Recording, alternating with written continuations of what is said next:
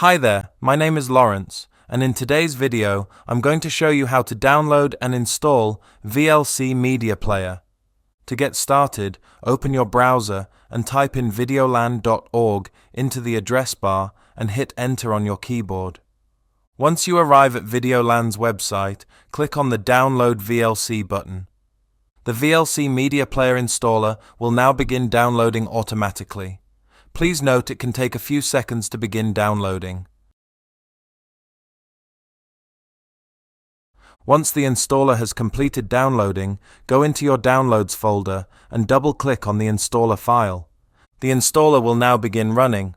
For the first option, you'll want to select your language. I'm going to select English. You'll now want to run through the VLC Media Player installer. I'm going to select all of the default options and keep clicking Next. Once VLC Media Player finishes installing, it should open automatically. And it's as easy as that. Downloading and installing VLC Media Player is a fairly simple task to perform.